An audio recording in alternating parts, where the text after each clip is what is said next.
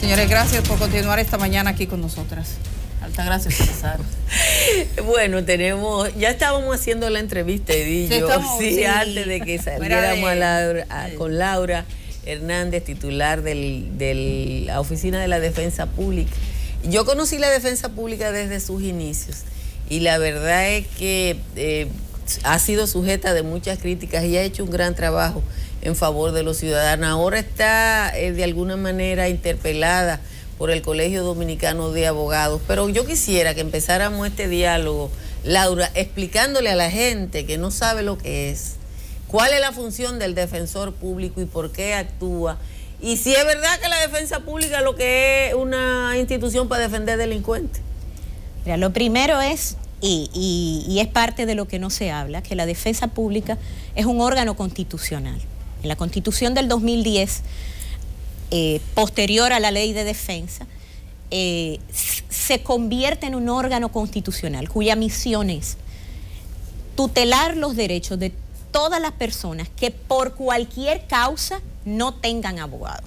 O sea, partimos de un principio. Esto no es una caridad, es un derecho. No es una ONG, no es una iglesia que puede atender a pobres. La defensa pública es un derecho que tiene que garantizar el Estado, que persigue a una persona a través del Ministerio Público, de la policía, de todos sus organismos de investigación y persecución, y que al mismo tiempo tiene que decirle, bueno, si por cualquier causa, que no tiene que ser la falta de dinero, por cualquier causa, usted no tiene abogado, usted puede recurrir a esa institución. Entonces, evidentemente, como yo siempre digo, cualquiera puede ser delincuente hasta que se trata de un hermano, de un padre, de un hijo, de alguien cercano, y entonces a las personas les gustaría que se le garanticen los derechos. Esto es lo primero que tenemos que partir, que es un derecho constitucional. Es como decirle a usted, mire, usted no puede poner a su hijo en un liceo público, o usted no puede ir a un hospital público. O sea, hay un coordinador. El Estado tiene que garantizar de derechos fundamentales a los ciudadanos. Uno es educación y uno es salud. Y uno es salud. ¿Cuál es el bien jurídico que protege la defensa pública? Después de la vida, para mí el bien jurídico más importante que tiene un ser humano es la libertad. Es el bien jurídico con el que trabaja la defensa pública, el que tutela, el que protege. Entonces, esta es la primera mentira que Surún ha dicho, porque no solo ahora, que es el presidente del Colegio de Abogados, que ahora depositó ante el presidente de la Cámara de Justicia, de la Cámara de Diputados, donde Merán, por cierto, que el colegio no tiene iniciativa legislativa, es lo primero que tenemos que señalar. Segundo, que en su proyecto, que no es más que una repetición de los diferentes recursos de amparo, de todos 4 recursos que ha interpuesto ante el Tribunal Superior Administrativo contra la defensa y contra mí en términos personales, y que de los 4 hay uno que está en estado de fallo, pero 3 que ha perdido, y que el Tribunal Superior Administrativo le ha dicho que no se ha comprobado que la defensa pública perjudique el ejercicio privado de la profesión. O sea, los tribunales se lo ha dicho. Ahora intenta por esta vía, pero entonces lo que tendría que someter es una reforma constitucional en tal caso, porque él habla de la ley, él habla de que le hacemos competencia desleal porque no le cobramos a personas. Pero ¿qué pasa? La ley de defensa permitía que a las personas con recursos se le cobrara. Durante años, antes de la reforma constitucional del 2010, la defensa pública interpuso ante el Consejo de la Defensa Pública, a la que pertenece el Colegio de Abogados, algunos proyectos, como hay en otros países, el cobro, pero que nunca es un cobro a muchas personas. ¿Por qué? Porque cuando la gente con recursos llega a la defensa pública tiene incautado bienes, regularmente llega cuando no tiene recursos. Llega ya en un estado de indefensión. En estado de indefensión. Y lo que habíamos calculado en otro país era siempre no más de un 5%. lo que se podría, un cobro que tendría que ser a través del Banco de Reserva, porque por cierto la defensa pública fue una de las primeras instituciones, órganos descentralizados que tienen la cuenta única del Estado, o sea, nosotros no manejamos dinero, se paga a los suplidores, tesorería, Contraloría a través de transferencia, o sea, nosotros lo que hacemos son libramientos de pago, libramiento para nómina, libramiento, nosotros no manejamos dinero directamente porque nos tomaron como modelo por nuestra transparencia. Eso es lo primero que hay que hacer. Y resulta que el artículo 176 habla que la defensa pública, entre los criterios de su servicio está la gratuidad. Cerró la posibilidad de la ley. Eso se le ha explicado a Surún en varias oportunidades, porque es miembro del Consejo. No solo se lo ha explicado la directora de la defensa, se lo han explicado todos los demás miembros. Pero ¿qué pasa? Yo les voy a decir cuál es la idea que me propuso, que es como una propuesta. Porque le hizo una propuesta. Sí, indecente.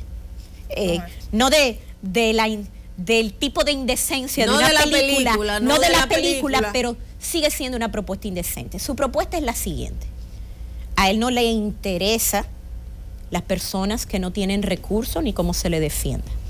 Él quiere que las personas que llegan con recursos a la defensa pública, lo que dejan dinero, lo que puedan dejar dinero, lo que pudieran dejar dinero, esos no le asignemos un defensor, que es el sistema que existe, el modelo de gestión que existe desde el día cero, desde enero del 2003 en la defensa pública, sino que yo lo llame a él, que él elija un abogado del colegio de abogados.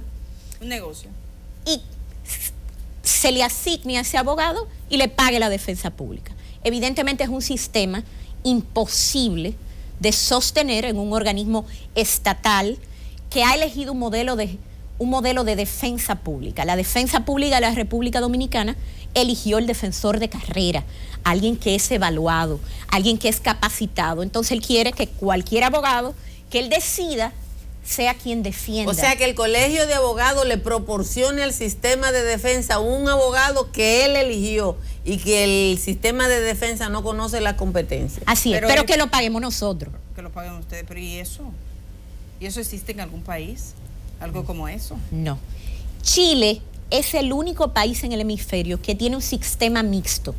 Tiene defensores de carrera, tiene una gran supervisión y unos recursos para supervisar, y entonces ellos licitan un porcentaje de sus casos a abogados privados, pero lo licitan. Licitados, y ya ustedes se imaginan el nivel de supervisión que tienen, licitados, se le hacen pruebas a estas oficinas de abogados, tienen que tener una capacitación y además tienen que tener unos recursos con que no cuenta la defensa pública para tener supervisores permanentes en los tribunales, supervisando a esos que son licitados privadamente.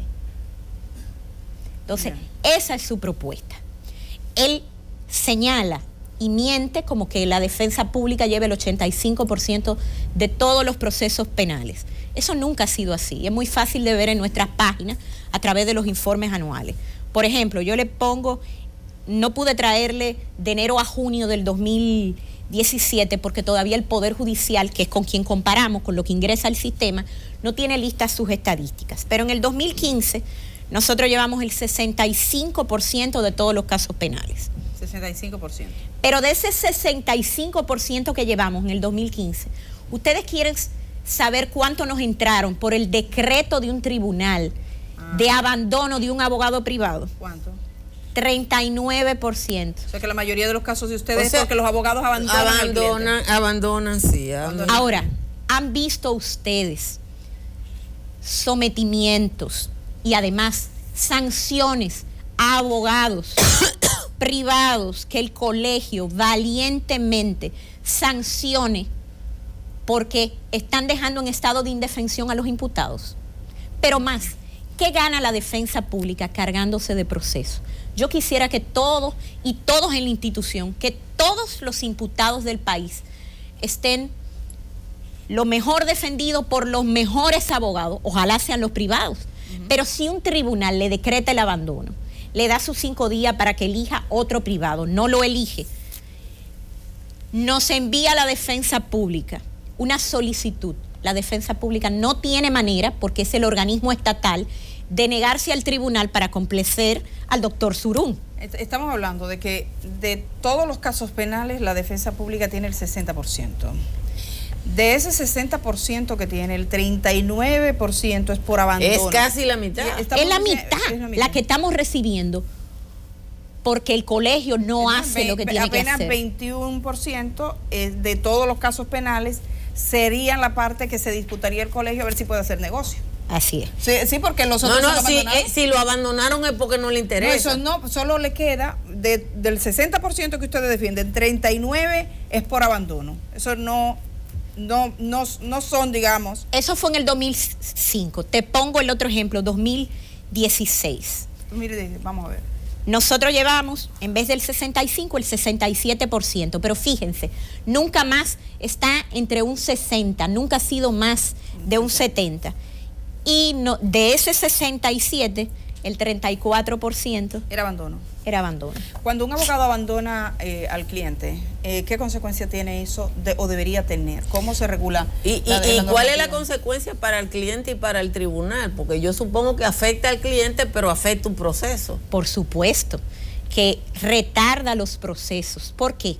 Porque de acuerdo al 119 del Código Procesal Penal, incluso hay una resolución de la Suprema Corte que motivó la defensa pública, porque el tribunal muchas veces, los jueces desesperados, querían solicitar inmediatamente la defensa o nos hacían solicitudes como la siguiente: solicitamos defensor público por si el abogado privado no se presenta. Nosotros las devolvemos por escrito diciendo que los recursos del Estado no se malgastan. Nosotros no podemos estar en un tribunal por si el abogado privado no se presenta. ¿Cuál es el procedimiento? El tribunal, luego de que los abogados incomparecen y hacen todas las estrategias que sabemos, todas las diabluras y las diabluras que sabemos que hacen, el tribunal le decreta el abandono del abogado privado y tiene que darle un plazo de 5 días para que el imputado pueda elegir otro que pudiera ser privado. Pasado ese plazo de los 5 días, si el imputado dice no tengo otro que elegir o no ha elegido otro, el tribunal solicita a la defensa pública un defensor, que evidentemente la defensa pública tiene que comenzar a conocer el expediente. Le pedimos el plazo de los 5 días de ley que prevé para estudiar el expediente. Y entonces se conocen los procesos, porque hay que estar claro, la defensa pública no va a reenviar procesos que no sean los pedimentos legales para el estudio, para la presentación de alguna prueba. Ahora, evidentemente, van a ser muy duros en la defensa de los imputados, porque es una institución a la que el Estado le paga por ser parcial. El juez es imparcial, los fiscales deberían ser objetivos, lo que quiere decir que tendrían que aportar no solo la prueba de cargo, sino que si en sus investigaciones encuentran prueba de descargo, deberían de aportarla, sea el abogado privado o público, y la defensa pública es un ente que el Estado le paga por ser parcial. Pero ¿qué pasa? Siendo parcial, sirve de peso y contrapeso. ¿Para qué? Para que no existan abusos. Porque sabemos que hay muchas personas que son sometidas a procesos judiciales porque hay que pegarle el caso a alguien y no apareció otro. Hay un aspecto que me gustaría hablar de la defensa pública. El Estado, y bueno, eso uno lo ve siempre en las películas, que cuando arrestan uno le dice...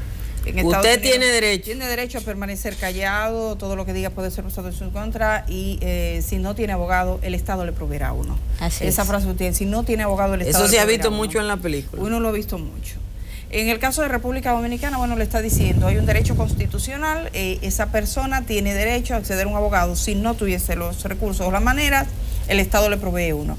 La gran disyuntiva y la mayor crítica siempre surge porque las víctimas no tienen acceso, muchas veces las víctimas no tienen acceso a una defensa idónea. ¿Qué pasa con las víctimas? Y si el Estado Dominicano existe algún tipo de programa que uno no conozca, ¿cómo se hace en otros países? Porque lo que dice es, bueno, usted está acusado de matar a Pedrito. A usted el Estado, a usted, acusado de matar a Pedrito, le provee un abogado. Usted es la mamá de Pedrito y está reclamando justicia. y usted le está reclamando frente a un tipo que tiene una defensoría pública competente y usted está buscando la manera de pagarse un abogado. Esta persona que está aquí, que es la víctima, ¿cómo se ve y cómo se interpreta también? Mire, en todo el hemisferio, todas las defensas públicas, creo que solo Chile, y está luchando por tener otras materias, cubre otras materias. Okay. Es lo correcto. ¿Por qué?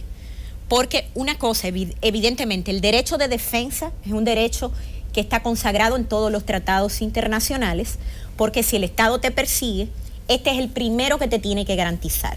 Pero las defensas públicas de Argentina, Paraguay, de Honduras, de países más pobres que nosotros, manejan otras materias. ¿Por qué? Por lo que tú dices, no hay verdadero acceso a la justicia si tú no estás asistido por un abogado. Tú no puedes reclamar tus derechos como víctima si no tienes un abogado. En la Procuraduría General de la República hay un pequeño programa. Yo no puedo hablar por el actual procurador, puedo hablar por lo que habíamos conversado Francisco Domínguez y yo en el pasado, y él me decía, esto aquí no funciona. Zapatero a su zapato, nosotros somos buenos en nuestra persecución. Este programa no es bueno, no cubre todo el país. ¿Ese programa estaba referido a la defensa de la víctima? A la defensa de la víctima. Sí, defensoría de la víctima. Que tiene la Procuraduría. Nosotros tenemos... Pero a veces uno que es lego, que yo no sé nada de derecho, digo, bueno, la defensoría de la víctima, y no se supone que la labor del Ministerio Público, de alguna manera representando, también defiende los intereses. Esa es la posición que han tenido muchas personas, pero mire, hay intereses contrapuestos. Un fiscal puede decidir archivar un proceso y una víctima decir que no. Que no, claro. Sí, por conveniencia. Un fiscal puede ser negligente. Un fiscal puede ser negligente en su investigación y una víctima querer seguir, pero también están los casos a instancia privada. ¿Cómo tú reclamas en un caso a instancia privada que no tiene participación el Ministerio Público? Si tú no tienes dinero, no lo reclamas. Entonces, lo que Brasil, Argentina, Honduras, Paraguay ha hecho es que tienen como dos alas, dos ramas, y de hecho el artículo 177 de la Constitución, que está en el mismo título de la defensa pública, abre a esto, que es a la asistencia legal gratuita. Pero ¿qué sucede con la asistencia legal gratuita? Como no es el derecho constitucional consagrado en los tratados internacionales de que el Estado que te persigue te tiene que proveer de un abogado, en estos países sí solo se le da a los que no tengan recursos. Se cierra. ¿Por qué? Porque es distinto. Si tú tienes recursos económicos, tú vas a contratar a un abogado para demandar en justicia. Por ejemplo, yo digo, hasta para reclamar una tierra. Una tierra que era de tus abuelos y tú descubriste. Si tú no tienes dinero, ¿cómo tú vas a un tribunal a reclamar algo? Aquí hay mucha gente que ha perdido bienes porque no tiene acceso a un abogado. Entonces, decir que la justicia es gratuita y que hay verdadero acceso a la justicia es un eufemismo. Si usted no está asistido por un técnico, que es un abogado, no es cierto. Nosotros hace más de 5 años presentamos al Poder Ejecutivo un proyecto de que a la defensa pública se le brinde más recursos para abrir esta otra ala, porque evidentemente por temas éticos, el mismo defensor que defiende a un imputado no puede estar mañana defendiendo a una víctima, pero además porque la formación es distinta. Una cosa es en imputados, los derechos de los imputados, y otra victimología, los derechos de las víctimas. Es toda una formación jurídica que se desvincula. Pero nosotros hicimos incluso un estudio de un montón de instituciones como los derechos a los consumidores, en la Secretaría de Trabajo, que hay unas conciliaciones, pero luego ese abogado lo acompaña y nada más hay 25 hasta un punto, pero luego no puede ejecutar. Entonces, o sea, si el trabajador ganó, ya ahí tiene que buscar un abogado que le ejecute lo que le ganó a la empresa, porque esos abogados que trabajan en la Secretaría... Y los abogados laboralistas aquí normalmente venden los casos. Entonces, definitivamente... Eso lo dije yo, eso no lo dijo Laura, ¿eh? No, pero ella reconoce... Hay corrupción, hay mucha corrupción en el mundo de los abogados. Si no, no hubiera tanto decreto de abandono. O sea, éticamente, en cualquier país del mundo, un abogado no abandona su proceso, incluso si a la persona se le terminó los recursos económicos, porque su colegio en cada país o en el sistema anglosajón, el VAR, puede someterle y quitarle la posibilidad de ejercicio, porque alguien que ha comenzado un proceso es el que conoce ese proceso y no lo puede dejar por mitad. Yo recuerdo, he encontrado casos muy dolorosos. Recuerdo, por ejemplo, el caso de ese pelotero que mató 2 jóvenes en Nagua. En Samaná, Nagua. La carretera Nagua-Samaná. Nagua-Samaná, que una de ellas era su expareja.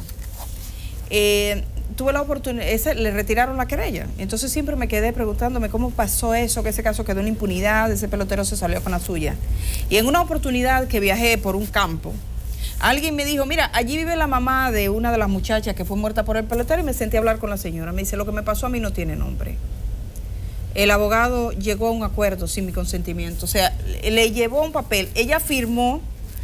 Y esa señora, en el estado más de indefensión más grande que puede tener, con una hija muerta, una señora muy pobre, vivía en la extrema pobreza, con lo básico y lo indispensable. Ella me dice, yo he tratado que la fiscalía, yo no sé en qué paró aquel proceso, creo que quedó en la impunidad. Pero ese abogado, ella firmó sin saber que estaba firmando. Porque la mayoría de la gente confía en su abogado como y ya. Confiamos en un médico. Sí, y cree que... La otra cosa es que una persona, y eso lo encontré mucho, que tienes un abogado, tienes toda la documentación, ese abogado tiene todo, tú no tienes un papelito y de repente el abogado te abandona y tú te quedaste en blanco. Así es. Entonces eso se supone debería ser regulado. Eso es una fuente de muchas injusticias en este país. Pero el tema es que yo no veo estadísticas de abogados sometidos y sancionados por el colegio, porque eso no es popular y eso no gana votos. Usted dice en términos de lo que es el tribunal disciplinario del propio colegio. Por supuesto, que eso es lo que deberíamos pero yo he visto, aunque sea en la película, que los tribunales sancionan abogados por prácticas, no sé cómo se llaman, pero prácticas desleales. Ajá. Pero tienen que remitirlos al colegio de abogados. Okay. Como solicitan a la defensa pública la sanción disciplinaria si fuera un defensor público. Okay. Mire, esto de los acuerdos es tan delicado que solo un ejemplo te pongo. En el caso de los imputados, que son los que manejamos, muchas veces están las suspensiones condicionales, medidas alternativas, pero que implican que el imputado, para poder acceder a ellas, tiene que declararse culpable. ¿Y qué pasa? Nosotros eso lo regulamos en la defensa pública hasta con instrucciones generales. ¿Para qué?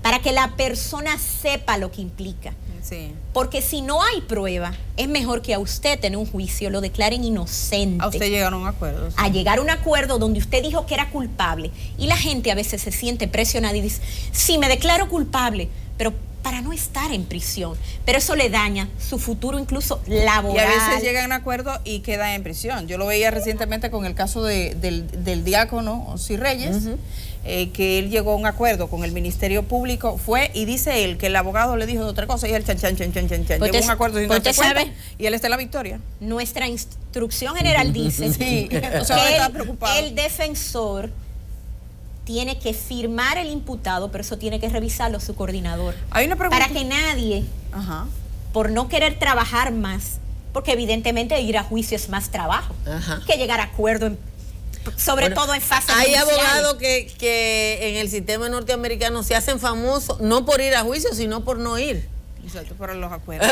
Mire, pero lo que siempre es que hay que cuidar que los acuerdos sean beneficiosos para la parte. Tenemos que terminar esta entrevista. Una última pregunta, dado el perfil, porque usted todos los días están en la Defensoría bregando con ciudadanos que lo están defendiendo. Gente que es imputada, que es acusada. El perfil de la persona acusada en República Dominicana, mayoritariamente pobres, y lo decimos por los casos incluso de corrupción pública, que dicen Señores, por supuesto, que la justicia solo persigue al menesteroso. Por supuesto. La cara de la justicia penal es la cara de la pobreza. Pero más, yo les voy a decir, mi posición siempre ha sido, y creo que lo he dicho públicamente, en este país todo el mundo debería ir a su juicio de fondo en libertad. Ahora, lo injusto es que nosotros tengamos, por ejemplo, que lo he denunciado, una persona que por 7 libras de yucas tenga una medida de coerción de 3 meses, además esté golpeado en la cárcel.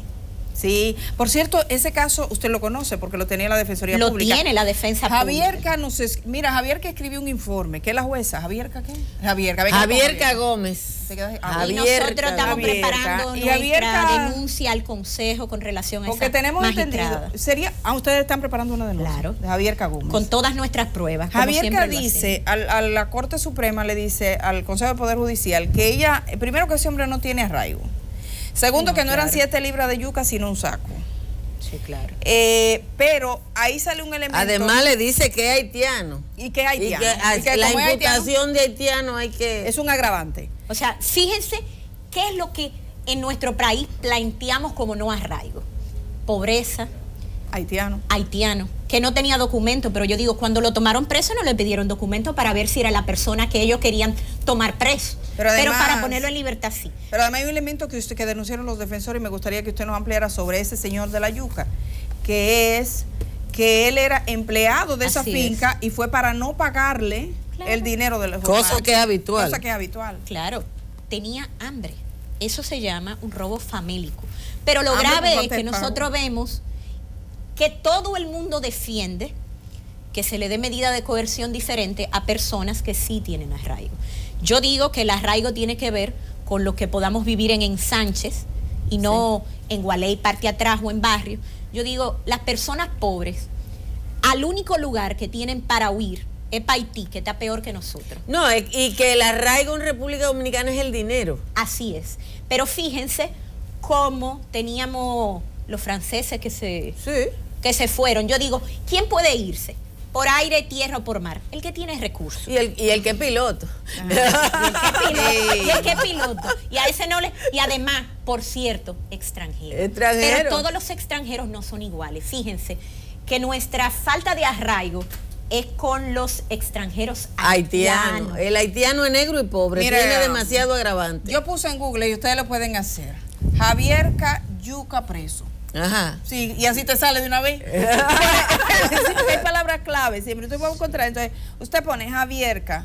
Nadie se llama casi Javierca. Preso, no, ese nombre no lo tienen dos personas. Yuca preso. Entonces dice, la magistrada Javierca Antonia Gómez, jueza interina de la Oficina Judicial de Servicio de Atención Permanente, adscrito al juzgado de la instrucción del Distrito Judicial de Montecristi, rindió su informe respecto al proceso seguido al nombrado Baba Pie y Franco Estampa, acusado de violar los artículos 579 y 588 del Código Penal, que por cierto no hay mucho oficio porque por las 7 libras de yuca, refiere que el 21 ella de dijo junio que es un saco ya de este año 2007, la Procuraduría Fiscal de Montecristi, Socorro Rosario Ramírez depositó solicitud de medida de coerción, la cual fue conocida al día siguiente. El imputado, llamado Franco Estampa o Baba Pie, como se establece en la solicitud, mientras que el señor Daniel Tomás Núñez, denunciante, dijo que mientras los señores Pedro Julio Ramírez y Hermógenes se encontraban en su finca, pudieron notar la presencia del nombrado Baba Pie, el cual se encontraba también en dicho lugar, sustrayendo yuca de su propiedad, por lo que de inmediato llamaron a la policía, donde se presentaron al lugar y procedieron a ponerlo bajo arresto. La diferencia en el caso de Javierca es que ella dice que no eran 7 libras, sino... Y entonces el dueño de la finca, que no le pagaba al hombre, que según lo que él dijo, dice que él le había robado yuca anteriormente, que él valoró, Altagracia, échate para atrás, en 150,000 pesos. Que mucha yuca, porque la yuca está a 10 pesos. Pero ahí la yuca está a 10 pesos. A 10 en el mercado. Pero allá, imagínense, Montecristi, por favor. Por favor. Pero además... Pero la podemos poner a 10,000 pesos, entonces tendrían que ser 15,000 libras de yuca. Que para meterle en un saco tienen que ser 15,000 libras de yuca. Vamos a suponer a 10 pesos. Estamos haciendo Pero además imagínense que la jueza habla de robos anteriores, violando el conocimiento de un solo proceso. Entonces ustedes van a proceder a someter delante del Consejo del Ministerio Público. Ya es bueno tener todas esas pruebas y luego si lo quieren con mucho gusto. Es una cosa distinta, sí, porque ¿quién se ocupa de una gente que le acusan por robar yuca y va a la cárcel? Es bueno saberlo. Gracias por estar aquí. No, gracias a ustedes por la invitación. La directora de la Oficina de Defensoría Pública de este país, la doctora Laura Hernández Román, muchísimas gracias. Vamos a quedarnos nosotras, Gracias y yo y Laura, sacando la cuenta de la yuca. ¿Cuánta yuca tendría que ser para los 150? No, y necesitaría también ayuda para cargarla. No, un camión. Vamos a hacer el cambio. Un camión ordinario en República Dominicana tiene entre 4 y 5